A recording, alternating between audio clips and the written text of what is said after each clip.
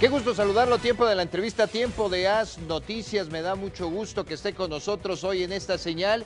Y mire, en los últimos días en internet, sobre todo en las redes sociales, circulan con mayor frecuencia noticias falsas o información que simplemente no tiene un sustento, o la llamada rumorología. Y precisamente para analizar este tema hoy nos acompañan en el estudio. Me da mucho gusto poder saludar en este inicio de año a Gustavo Prado. Gustavo, Casatendencias, ¿cómo estás? Hola, ¿cómo estás? Muchas gracias, Oscar. Qué bueno por estar aquí. Gracias por estar con nosotros. Y también está aquí el doctor Néstor Fernández de la Facultad de Psicología de la UNAM. Doctor, qué gusto poder platicar en relación a este tema, que pues en los últimos días se ha puesto en auge, pero hay preocupación, yo creo, por parte de la comunidad, por parte de la sociedad, en el sentido estricto de saber cómo interpretar, cómo leer este tipo de información sobre todo lo que ha pasado.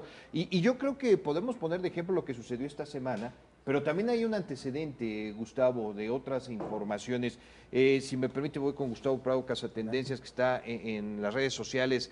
De eso vives, no te puedo Así decir, es. porque de eso vives. ¿Cómo interpretar este fenómeno? Recuerdo que la última entrevista que tuvimos ponías alerta en esto, Gustavo, y mira, hoy creo que es tema. Fíjate que el 2016, algo así como lo que viene siendo como la Real Academia, pero de la lengua inglesa, pusieron una palabra nueva, y esta palabra nueva es algo que ahora ellos llaman post-truth. Esto de post-truth es como la posverdad, y es precisamente por todo lo que pasó en las redes sociales a partir del triunfo de Trump. Dentro de las redes sociales todo el mundo decía, no, pues este cuate no puede ganar, su discurso es un discurso de odio, racista, maligno, etcétera, y resulta que gana. Entonces, lo que están diciendo es que ahora lo que nosotros percibimos a través de las redes sociales son cosas que a lo mejor hasta con cinismo sabemos que no están pasando o que sí están pasando, pero nosotros les damos el criterio de verdad. Pasa una cosa, publicidad. Esta es la medicina que te adelgaza. Todos sabemos que no es cierto. Propaganda, o sea, esto es a partir de ideología y partido político. Yo voy a componer tu vida. Todos sabemos que no es cierto. Correcto. Entonces, creo que desde antes que existieran las redes sociales, siempre ha habido la posibilidad de tener mensajes que pueden ser falsos o verdaderos. Propagandísticos. Propagandísticos. Y entonces, una de las cosas que nosotros estamos teniendo es que ahora está el filtro que nosotros tenemos como espectador de saber qué parte de lo que nos están diciendo es la verdad, qué parte es la verdad y qué parte es una verdad que puede ser como difícil de caminar. Y en ese sentido, una de las cosas que han pasado muy recientemente ahora con esto de que puede haber disturbios, saqueos, etcétera, creo que es muy interesante la manera en la que se ha indignado la gente, porque nadie está tan indignado en realidad, como que todo el mundo lo ve con un ojo así como de, ¿será? ¿De verdad está pasando? Como que todo el mundo está poniendo distancia. Y eso me hace pensar que el propio público, que nosotros aquí en México, estamos empezando a entender cómo leer las noticias que se están generando a través del internet. O sea, tampoco es que la gente las esté viendo con una histeria masiva, simplemente se toman como con una distancia un poco sana para ver qué es lo que va a pasar después. Y eso en un año en el que ya muy pronto ya vamos a estar en elecciones en México, vamos a empezar a replicar lo que pasó en la elección americana. Los grandes discursos se van a dar a través de las televisoras, de los periódicos, pero también a través de las redes sociales. Oye, Gustavo, hay un fenómeno muy interesante, y ahorita lo voy a compartir con el doctor, en el sentido estricto de que en los últimos meses ha crecido la gente que consulta más las falsas noticias en las redes sociales que las verdaderas. ¿Esto a qué responde? ¿Es una parte de la curiosidad? ¿Es una falsa realidad? ¿O simplemente es la otra verdad como lo estás manifestando? Pues creo que uno de los medios publicitarios, pero al mismo tiempo noticiosos más importantes que se han generado en los últimos años en México, que esto va a ser paradójico, pues es el Deforma. Y el Deforma solo se dedica a dar noticias mentirosas que están hechas para tener sentido del humor y que son bromas y que se pueden compartir. Pero la gente a veces se encuentra en estos discursos extremos, que puede ser cualquier cosa, desde la política hasta que ya vieron un ovni, ¿no? De que salió un nuevo monstruo en las profundidades del mar. Entonces la gente encuentra esto como algo divertido y muchísima gente creo que lo comparte, pero tampoco sin creer que sea cierto, porque hay muchos que son demasiado desopilados, así como esto de una sirena se encontró en el puerto de Veracruz. O sea, evidentemente eso es totalmente falso, ¿no? Pero la gente cuando hace este tipo de compartir estas noticias es que también lo está haciendo como para tener tema de conversación. Y una cosa fundamental, seguramente has visto en el último año constantemente hay noticias extrañas que dicen la Universidad de Massachusetts acaba de hacer un estudio donde descubren que Y esto puede ser cualquier cosa extraña, que la gente que come chocolate es más inteligente, que la gente Claro. que come chocolate es más tonta, que cuando estás gordo eres más ágil. Cualquier cosa que uno quiera justificar, uno puede encontrar un estudio y subirlo a la red. Y a la gente le encanta poder justificar su propio comportamiento a través de esta entelequia rara de un estudio de una universidad que acaba de descubrir. Entonces, creo que esto también es cómo manipulamos, no la verdad en general, sino nuestra propia pequeña verdad, cómo nos presentamos en las redes como alguien que te trae noticias, novedades, nuevos puntos de vista. Y eso nosotros lo estamos haciendo a partir de este criterio de noticias extrañas, imágenes simpáticas, memes de pandas, y dentro de todo eso se organiza una identidad digital.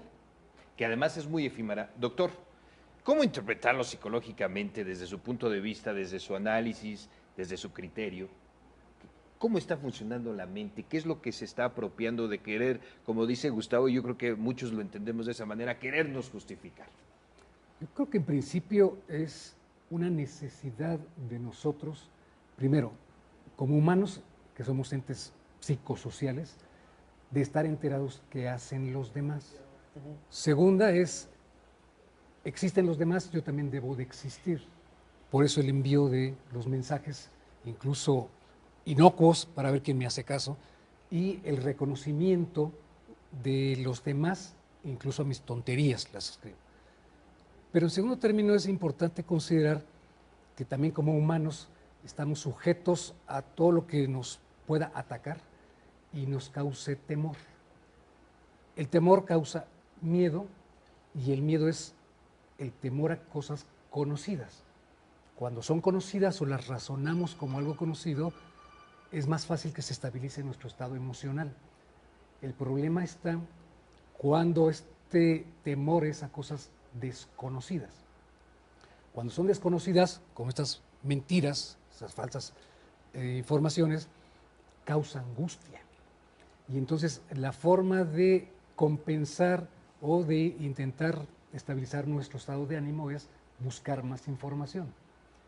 Si esta nueva información sigue siendo falsa, pero no lo sabemos, causa angustia mayor, porque se crean fantasías. Correcto. El pánico. Y puede llegar al pánico porque esta búsqueda de información, al no encontrarla en comunidad, ¿sí?, crea un estado de alerta que se va a la angustia. Y esta angustia causa problemas biológicos, ¿sí? La respiración, el tono cardíaco, que se convierte en un círculo vicioso. Cuando no encontramos una verdad, seguimos fantaseando, causa pánico. Y si vemos que otro está con la misma situación que nosotros, se vuelve pánico colectivo, que es lo que ha sucedido. Aquí el problema es cómo dilucidamos que la información sea real o no. La gente que no sabe esto, que no sabe cómo encontrar la información, la veracidad de la información, en términos bruscos, se la traga y entonces hace partícipe a los demás de ese mismo miedo, de esa misma angustia, y se vuelve el pánico. Yo lo digo constantemente, si con los demás encontramos información similar y con eso estamos tranquilos, porque la gente después del pánico se tranquiliza, pues es mal de muchos, ¿sí? Que eso es un decir muy feo, ¿no? Correcto. Pero la gente está en ese estado, yo insisto, por falta de cultura informática. ¿Cómo confirmar que la información es real o no real? Déjenme comentar nada más como recordatorio lo que pasó en 1938 con los medios masivos, Claro, la invasión. radio, exactamente, la guerra de los mundos.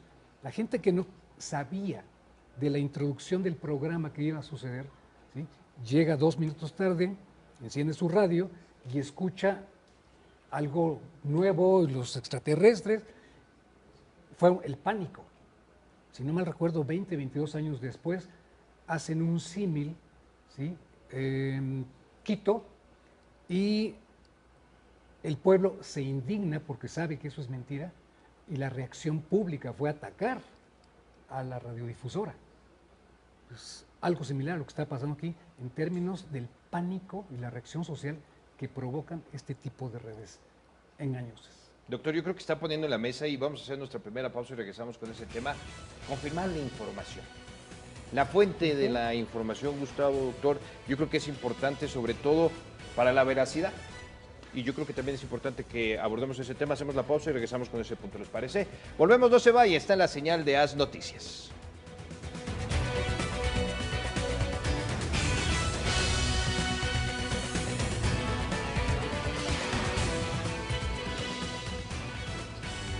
La información en las redes, el tema de la entrevista de hoy. Hablábamos antes de ir al corte y precisamente el doctor Néstor Fernández nos ponía en claro o dejaba entrever la veracidad de la información. El estar informados correctamente, la fuente, de dónde viene, cómo se produce. Esto es un poco estar enterado de lo que nos rodea. Así es. ¿No es así, doctor? ¿Y qué tan importante es saber la veracidad de lo que se está propagando o de lo que se está diciendo? Muy importante el poder confirmar la veracidad de la información, pero también importante es tener en cuenta que el emisor, el que manda el mensaje, ya sea por las redes, ya sea por teléfono, ya sea en la calle, comenta, platica y lo interpreta a su manera. El que recibe la información lo interpreta de manera diferente, con el mismo contenido o la idea, pero la manifestación de la comunicación hacia otra persona siempre va a variar. Siempre la información va a ser de manera diferente dependiendo de las personas. Cuando esta información se distorsiona y da la vuelta al origen y dice, yo así no la mandé, es lo que llamamos el chisme. Teléfono descompuesto. Teléfono descompuesto. Y aquí no hay problema cuando da vuelta y alguien la fuente original tiene la oportunidad de rectificar y decir, oigan, la información era así.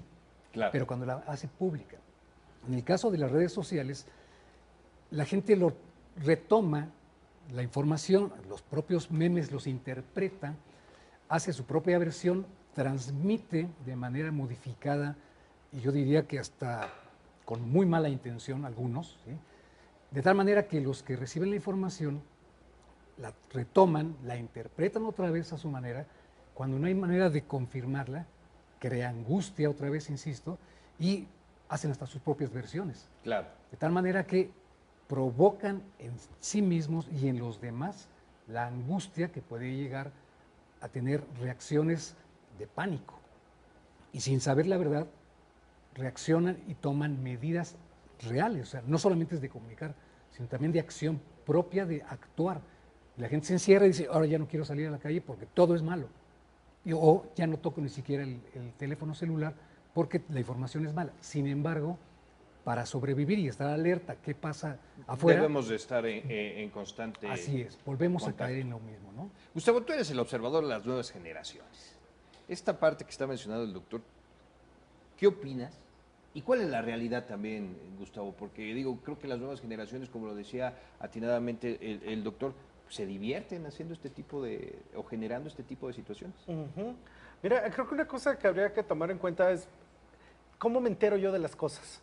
Entonces, si yo me estoy viendo Snapchat, lo que estoy viendo es así como lo inmediato, se borra en un día y lo estoy viendo de un círculo muy cercano a mí, que son los que tengo yo acceso a sus cuentas. Pero, por ejemplo, si yo lo veo en Facebook, la información ya está procesada y entonces empieza a aparecer 24 horas después o 48 horas después, empieza a aparecer el meme, el comentario ingenioso, etcétera, de que sucedió algo y ya se pudo procesar de manera tal que ya hasta lo tomé con sentido del humor y lo puedo compartir. Pero en cambio, el que es así como el terreno de la inmediatez en el momento, en el segundo, es por supuesto Twitter. Entonces, muchísima gente lo que tiene es que si de repente empieza un temblor, toco madera, pero en ese momento la gente inmediatamente lo que voltea a ver es el Twitter, porque ahí es donde se está generando, digamos que la realidad en el momento en el que pasa, aparece luego en Twitter.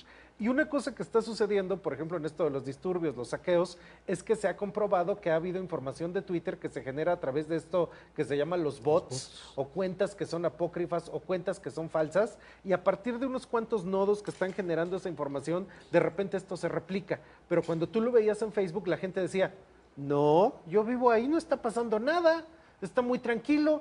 Entonces la gente confirmaba en Facebook lo que en Twitter se de repente te estaban denunciando, pero en Facebook el mensaje era así como de no pasa nada, yo estoy tranquilo, aquí no está sucediendo, no, sé que hubo un saqueo lejano, pero como que no estaba generalizado. Y esto una cosa que ha sucedido con Twitter y es súper importante de tomar en cuenta, es que Twitter es una plataforma que va en descenso. cada vez tiene menos usuarios, no ha podido generar usuarios nuevos. Correcto. Y básicamente se Son los convierte- mismos. Son los Se mismos. está llegando a una comunidad Sí, y muy pequeña, por exactamente. cierto. Y acabó por ser como la voz de las empresas, o sea, donde te quejas de que recibiste un mal servicio, y la gente también desconfía mucho porque fue el caldo de cultivo de los bots. Entonces la gente sabe que son mensajes que de repente se generan por millones y que hay que tomar con cierta distancia. Fíjate, tocas el ejemplo claro, en Twitter se subieron fotografías de Medio Oriente, de Siria, con esto. Ujú. Y la gente que no tiene un contexto o que es de ese consumidor visual únicamente por la imagen, pues Cae. se llevó la sorpresa de que Ujú. pues simplemente no era lo que estaba sucediendo. Ahora, yo voy más allá, doctor Gustavo. Este es un problema también de las redes sociales. Los grandes especialistas, los que están al tanto a nivel global de las redes sociales, dicen que pues hasta el momento no hay un control.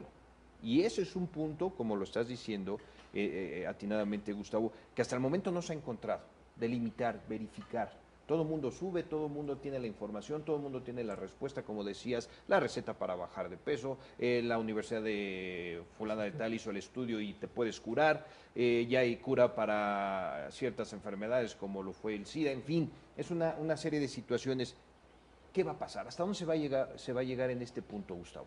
Yo creo que hay un punto de llamado a la realidad en el sentido de que tú puedes dar like en Tinder y puede que esa persona te dé también a ti que sí le gustas, pero uno debe de saber que eso no quiere decir que ya te casaste, o sea, simplemente que coincidió en el que guiñaron. Te voy a interrumpir, pero está sucediendo, doctor, Ajá.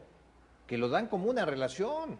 El simple hecho, Sí. tú lo dices porque tú lo Sí. estudias y usted lo analiza, pero hay muchas personas que dicen, ya tengo una relación, Ujú. porque ya estoy en Tinder, porque ya me contestó, porque ya nos vimos una vez, porque me volvió a contestar. Para ellos ya es una comunidad, en esta comunidad es una relación. Creo que tiene que ver profundo y poderosamente con esta posibilidad de entender hasta qué punto lo que ves en las redes es solo la representación del mundo, pero no es el mundo.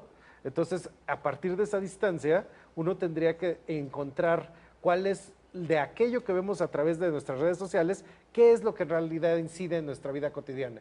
Y a partir de eso poder saber y poder discernir que sí y que no.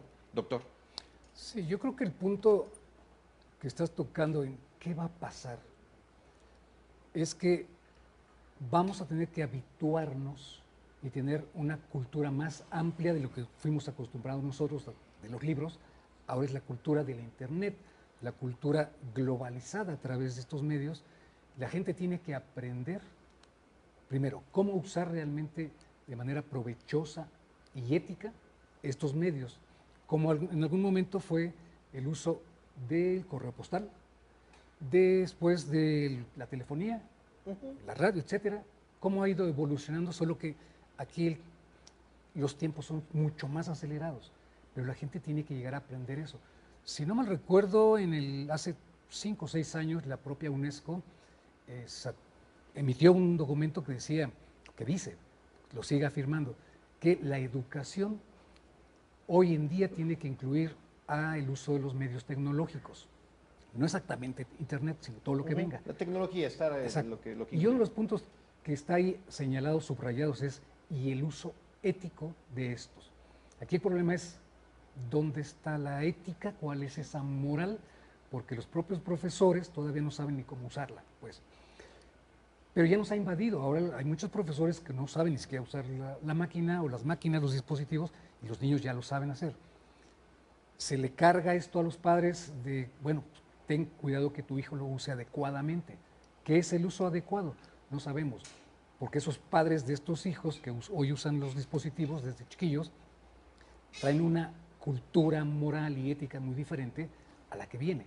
Entonces yo creo que la idea es cómo vamos a rescatar algunos valores, porque tiene que ver con esto, y cómo vamos a educar a estos jóvenes que hoy están usando esto para que no causen daño. El punto principal es que no causen daño a tu persona y a los demás. Y de ahí en adelante, aprovéchalas. Pero viéndolo usted, nos queda un minuto antes de ir al corte, doctor. Desde su punto de vista, ¿hay alguna manera, alguna técnica de educar a esa generación para evitar un daño o que se ocasionen un daño? Todavía Hasta el no momento hay. no hay. Todavía no. Gustavo. Yo creo que tiene que ver casi que con una cuestión de resistencia a la cantidad de mensajes que se generan. Si tú ves o sea, las Torres Gemelas, cuando se traen los aviones, bueno, la cantidad de medios, de redes sociales que replicaron es muy pequeñita, porque eso fue hace década y cacho. En cambio, allí todo eran los 16 medios años tradicionales, nada hace más. 16 años. Entonces, allí eran los medios tradicionales. Pero si tú ves, por ejemplo, el volumen de búsqueda y de mensajes que se generaron en la primavera árabe, es bastante pequeño, ¿eh? Y cuando tú ves ahorita, por ejemplo, en tendencias de Google, tú pones la palabra gasolinazo, es exponencial.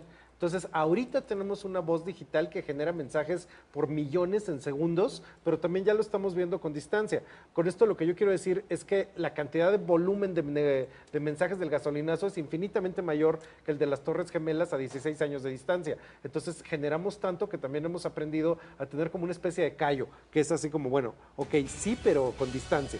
Ahí lo tienes, lo estás viendo, pero hay que razonarlo también. Ajá. Yo creo que también se está cayendo en eso. Vamos a hacer nuestra siguiente pausa. Muy bien. Volvemos, no se vaya, está en la entrevista de Haz Noticias. Seguimos.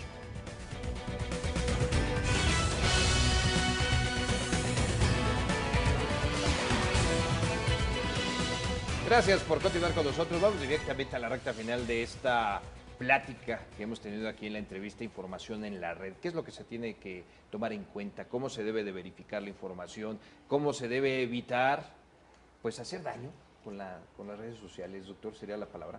Así es.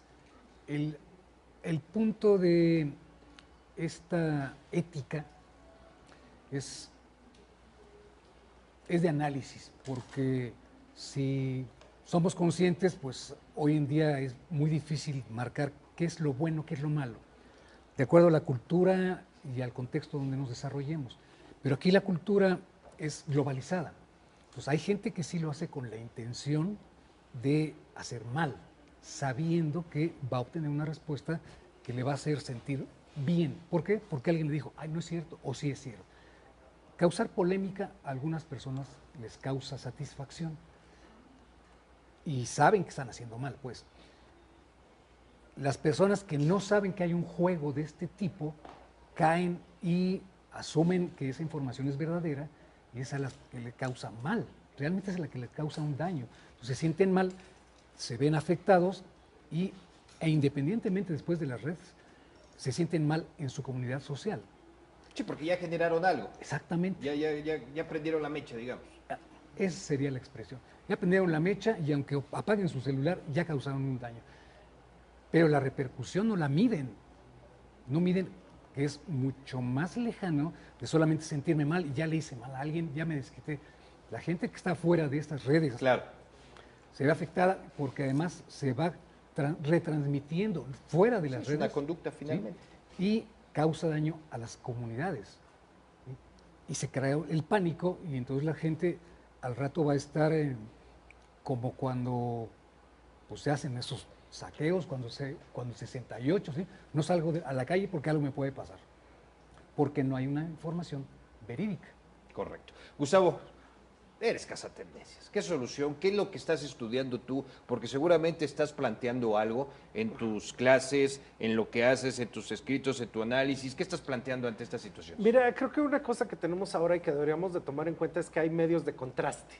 Entonces, aquí cae perfectamente bien los medios tradicionales, por ejemplo, el periódico o los noticieros de televisión, que tú tienes que ver la realidad a través de las redes sociales, pero contrastada con la realidad que presentan los medios tradicionales y contrastada con la realidad que tú vives en el día a día y con lo que tú mismo sabes como ideología y como vivencia. Entonces, a través de estos contrastes tú puedes encontrar como cuál es el medio y estarle tanteando el agua para saber cuál es en realidad lo que está pasando.